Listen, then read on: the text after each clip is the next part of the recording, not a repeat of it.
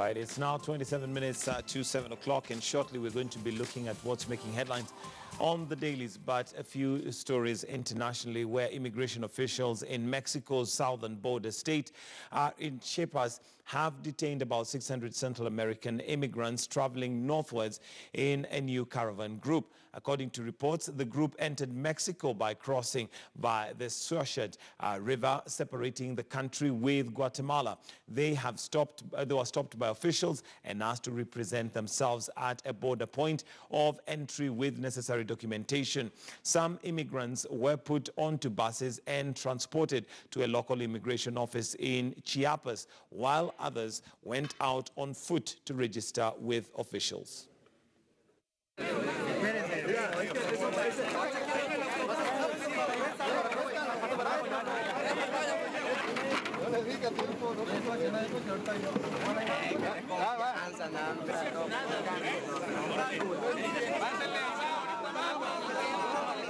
Déjanos pasar. Hay que hacer el procedimiento. Da la facilidad a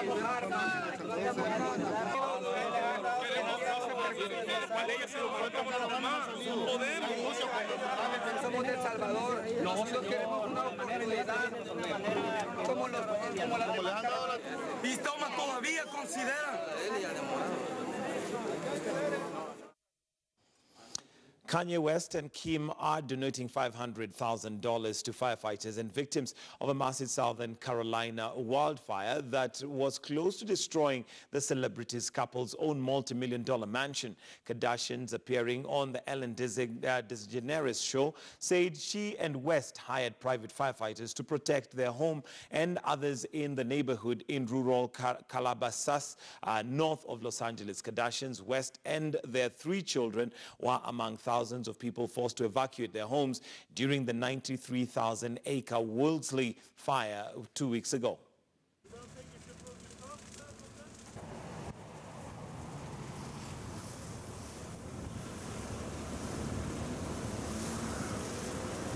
Well, you have been incredibly generous, you, your entire family, and you have an announcement to make today because of that. Yeah, so on behalf of my husband Kanye and Yeezy and Adidas, they are going to donate $200,000 to the California firefighters.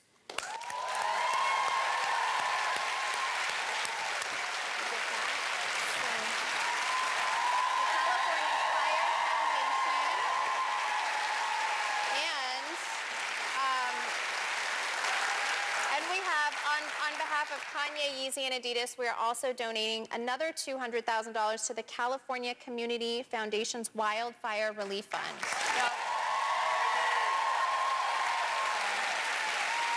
I mean, they saved our whole community. We're so grateful to them.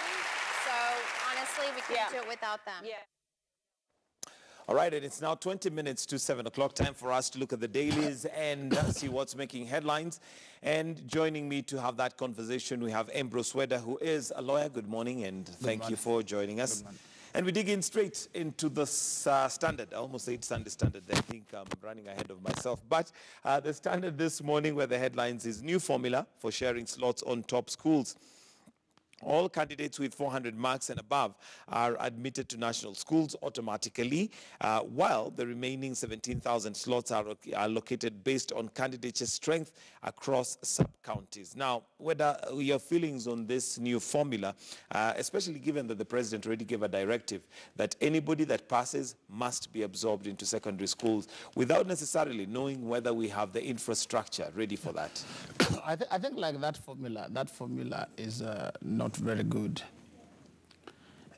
Some students got 390, some got 380, some got 370.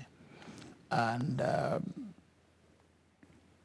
it is always better to mix some of them, to mix them across board.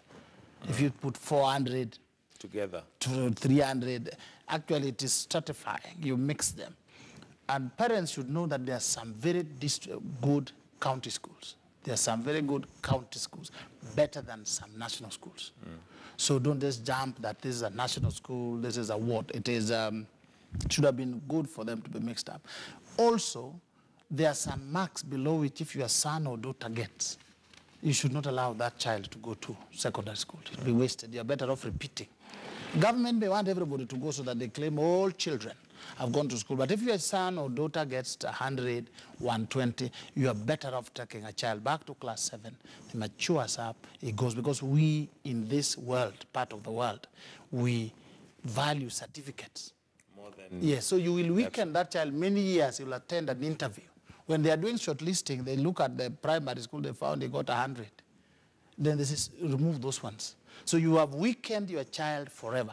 Make sure that a child has over 50% always, if you are looking 10, 20, 50 years ahead. So government may tell you have slots, but it is not government who will guarantee the future life. It is the child himself and your parents. So I think the formula may look fair. It is fair for government to share, but for the children, for the nation, I think people should have been mixed. Some people for 130, for 50, 390, 380. Because somebody who has 380 from Dadaab is better than somebody who has 450 from Riara or whatever. Again, there's, of course, the question of how fair the situation and circumstances everybody is coming from in terms of their grading. Because like you rightly say, there are those who may even have 250.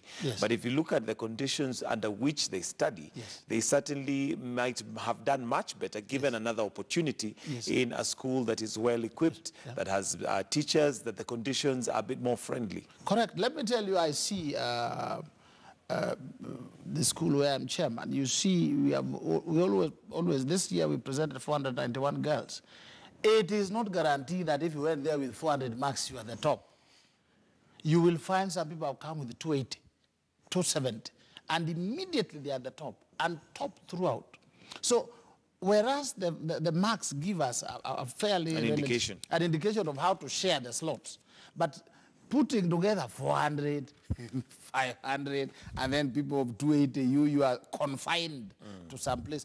We must look at also the mitigating circumstances so that we mix them. We also need some children to come from Dadaab, some from Tana River, to join Alliance, to join Kenya High. That's how we mix and integrate the nation. The former president, Daniel Arap Moi, at some point had introduced a system which was called the quota system, which basically was ensuring that people from all regions have an equal chance to, attend a national school. And it seems like that maybe was forgotten somewhere along the way. I think it is. I think the national schools should be shared on the basis of quota system. If you ask me, they should be shared. Alliance should have the face of Kenya, Maseno should have the face of Kenya, Mango should have the face of Kenya. That's how we grow a country. Otherwise, we will drill our children locally, and then we pack them in Alliance. It means somebody in Northeastern has no chance at all. We know that some are sitting exams under very difficult circumstances, and they are very brilliant. Some of us sat in the village. I sat in the village, and I didn't get 36 marks, which is almost 100%. When we met with some of these people in town, they couldn't match some of us. And they have never matched even now. To so this day. Please, we give people a chance.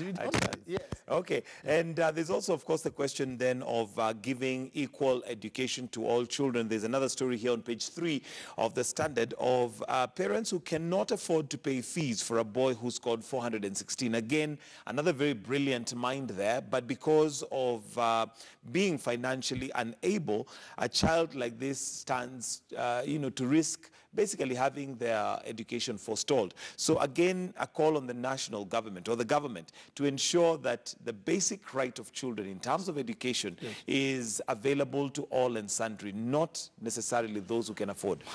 I think government has done well in terms of day secondary schools, where now almost it is free. You only pay for lunch, which is 3,000 a month, 9,000. But cases like that are cases that we touch as individuals. I myself as well, I always sponsor. When my child goes, I sponsor another one. Why? The best is a brilliant person, 400 marks, very able. Surely these leaders around there, they should be able to pick up. If they knew that as you water others, God has promised that as you water others, you are also watered. You'll also be watered. You pick this. When your child goes to school, you pick another one, because most of our children who go to academies, you'll find you are paying about 120, 150 a term. Now, when they go to national schools, you are paying a quarter of the fees. You can take the other 2 quarters, 3 quarters. You share with other children. God blesses you. It would be painful that somebody has 400, has done very well, he got it in the village. Because you see, for them to lack fees, they got it in the village in some corner. That is maybe the fellow who will give us the cure for cancer, the cure for HIV if we picked that one. So leaders, people who have money, rich people who are blessed, please, these are the people you pick. One day when you die and we come to your funeral, we want to see your products giving testimony. Say, if it was not for this person on in the casket, I would not have reached here. It's not just your children and houses you have left, they are fighting over, and we lawyers, we eat. That is what we're looking for. All right, and there's also another story that might make a good read for you, and this is a follow-up of the NYS trial, and it hits a snag. This is on page 20 of the Standard. NYS trial hits a snag over documents, and I think there's also another article in the Daily Nation where we have the DPP, Nurdin Haji, basically raising a red flag and saying that the courts are working against justice. According to him, he wants, it's also on the Standard here on page 20 as well, DPP wants charged officials suspended. And one of the things that he has raised in this particular question is the question of the DCJ, Mwilu, who is still in office. You have the likes of the governor for Migori, Okoth Obado, who has various charges but still allowed to operate in office. You see, when a DCC of the Republic of Kenya, oblivious of the constitutional provisions and the laws and the history of this country, makes such statement, then you know that we are in deep trouble.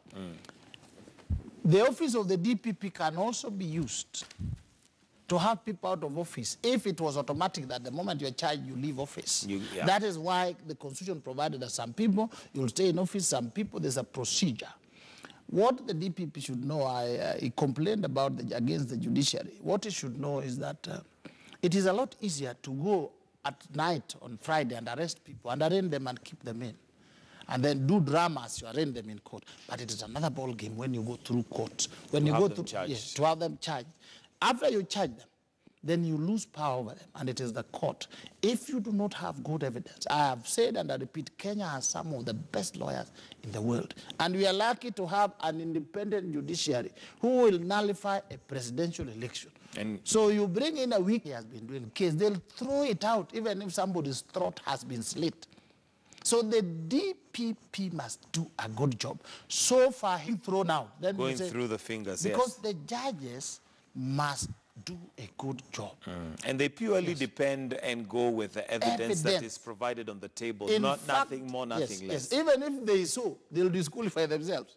Even if they are witnesses, they will disqualify themselves. But they'll not assume. They'll say, yes, I know a girl's throat was slit, and this evidence is required. But if you didn't bring this DNA, you didn't link so-and-so with this, you didn't do this, you can't put them at the point we say, they will say, not without some sympathy, we are quit. So and so. All right, so DPP, job is on you to do the investigations pretty well, and the DCI as well, to ensure that the matters that appear before court are foolproof and will go through.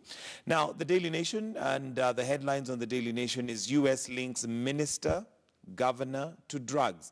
Top lawyer and a member of parliament, a prosecutor, a senior detective, 2 judges and 2 magistrates in a list of most culpable suspects under investigations for protecting the Akashas. Now, we do know the story of the Akashas, and their father was killed some time ago. He was assassinated, and this was a family that was heavily related to bringing in an importation of drugs, specifically cocaine, amongst other drugs. But there you go. Are you surprised that in the list we have very top Kenyans here who are supposed to be making sure that such people, if at all they're guilty, basically the law takes its course? I'm not really surprised. Before Akashas were arrested, they were a sultan unto themselves, or a god unto themselves. Now, such power and bravado is only possible when you have deep protection. And that people can only in high be places. High places where you know you will not be taken through the courts, you will not be arrested, you know the right, you advise on law very well. You remember this drug thing brought down a supermarket chain in this country. It brought down a bank. This drug issue especially linked to the U.S. So their cases were God unto themselves. And I'm not surprised that their protectors fell in that category. If I was the one protecting Masweda, they would not behave like that. Those whom I protect fear even the area chief and the area sub-chief because they know their level of protection is very low. It's very low. So when you see me jumping over people and peeing over everybody, you know my protection There's something, you must be connected and you must, yeah, you must be at a place where you know people. Yes, but I know, I always say that if the foundation is false, it will always collapse, however long it takes. So they are cashers and they are protectors. As our children and grandchildren go down in drugs, we will also go down with you. At some point, they too must come down. Yes. All right, on page 6 is a topic that you may want to read about. We're going to be talking about it on the State of the Nation, and this is members of parliament defy Uhuru over push for higher perks, and I'm sure most Kenyans are not surprised about that. We're going to talk about that on the State of the Nation. But another interesting story is on page 8. Matiang'i crackdown on PSVs to continue. The government says it's aiming for 0 fatalities on roads this festive season. As we draw closer to the festive season and the crackdown began, one of the things that I've seen happening is that we also have policemen that are taking advantage. I've had a friend who was arrested because paint on his car apparently was not properly done. I mean, we are bound to have rogue policemen who are going to try and take advantage of even this crackdown. I think when I was here, I said that policemen will make money. Now there is a boon, it's making money because they know it's a crackdown. So they look at you. They may look at your glass and say, are these glasses good for driving? Let 20 cotin. And you know now the law has allowed them to give instant fines. But instant fines, they know Kenyans will pay. So why people give more bribes or give bribes is because you're supposed to be taken to court. When you look at the process, you feel pained. I'm telling Kenyans, please stand up. Some of these things, accept to go to court, pay bail, go through the process. I myself, I am in court. I was told I was obstructing in a jam. A jam. I said, you think so? He said, okay. We went to court. We have been. They don't turn up. I say, we will go through the process. If you lose it, I will sue you. You pay me.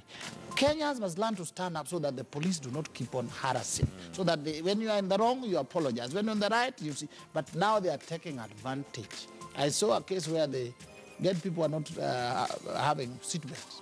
And they are put into a police vehicle without seatbelts. And they're taken to court. Yet the law now says, just fine them 500 shillings. Tell them whoever has 500 shillings, here's your ticket. Here's your ticket. And so the police, please stop. It is not punishing. If you want a bribe, please ask for it straight, the way some policemen do. They just stop a vehicle, and then you give them 50 or 100, and you go, instead of harassing people. All right, we'll have to wind up the newspaper review right there, but do get yourself a copy of the Standard this morning. There's a lot more in it that you certainly would like to get a hold of. Now, it is 5 minutes to 7 o'clock, and we want to take a short break, but do stay with us. We will be right back with the State of the Nation. For those of us watching on KTN Home, we say goodbye and wish you to enjoy the rest of your viewing. For KTN News, let's take a break. We'll be right back with the State of the Nation.